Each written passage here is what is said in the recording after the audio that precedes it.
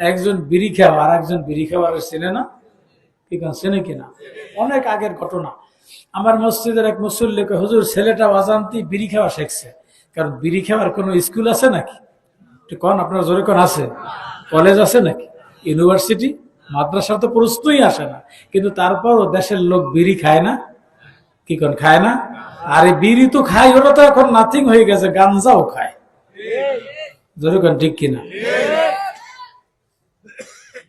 আমি ময়মনসিংহ ওয়াজে গেছি, ওই ছেলেটাও আমার সাথে রাত্র ময়মনসিংহ এলাকায় আমার ওয়াজে দেয় টাইম করে, বলবো আপনার 12টা 12:30টায় ওয়াজে উঠে, প্রধান বক্তারে 12টা 12:30, এর আগে উঠে না, আর সারা রাত্র ওয়াজ সময়। আর আপনার আমাদের মধ্যে এরকম 200-500 লোক না, সেখানে লোক থাকে হাজার হাজার হাজার হাজার। দেখুন ওয়াজ শেষে গাড়িতে যখন বসছি, বিড়ির গন্ধ আসে। কির গন্ধ? ড্রাইভারকে বললাম, ড্রাইভার বিড়ির গন্ধ আসে কোত্থেকে? ড্রাইভার, হুজুর আপনি তো জানেন আমি বিড়ি খাই না। পাশের খাদেম স্বামীটাকে, হুজুর আমি বিড়ি খাইছি। আমি বললাম, মিয়া তোমার এদের বিড়ি ছাড়াইতে তুমি বিড়ি খেয়েছো মানে ঠিকই।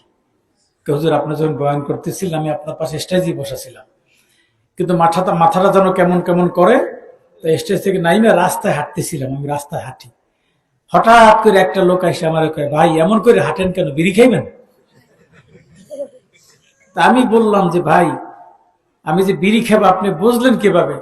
আপনি যেই মোশনে হাঁটেন আমার বিড়ির তৃষ্ণা লাগলে আমি ওই মোশনে হাঁটি। তো এক বিড়িওয়ালা আর এক বিড়িওয়ালারে চিনে না? আরে চিনে না? আরে এক গাঞ্জাওয়ালা আর এক গাঞ্জাওয়ালারে চেনে, আমার কাছে ইতিহাস আছে।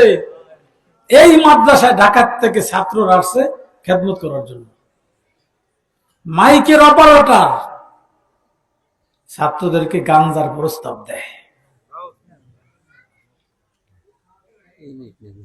আবার এরা না, কিন্তু এরা না, অনেক আগের কথা বলতেছি। ছাত্র একটা, এই মেয়ে আপনি যে আমার গাঞ্জার প্রস্তাব দেন, আমার গাঞ্জার মতন লাগে?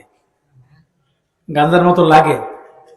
কয় যে না তোমার এই গাঞ্জার মতন লাগে না, কিন্তু আমার কাছে যখন গাঞ্জা নিতে আয় খাইতে আয় তুমি তো থাকো, এই জন্য আমার অসুবিধা লাগে, এই জন্য তোমার প্রস্তাব দিছি, যে প্রস্তাব পাইনি তুমি দৌড়াও। আমার কারণে ভাইয়েরা, এক বিড়িওয়ালা আর এক বিড়িওয়ালারে চিনি, তো এক আল্লাহ রইল আর এক আল্লাহ রইল চিনে না। মুহাদ্দিস সাহেবকে ওই গোলাম বলে, ও মুহাদ্দিস আব্দুল্লাহ ইবনে মুবারক, আমি কিন্তু তোমার কোনো খেদমত করতে পারবো না। মুহাদ্দিস সাহেব বললেন, আমার নাম মুহাদ্দিস আব্দুল্লাহ ইবনে মুবারক, বুঝলে কি করে? এক আল্লাহর ওলি আর এক আল্লাহর ওলির খবর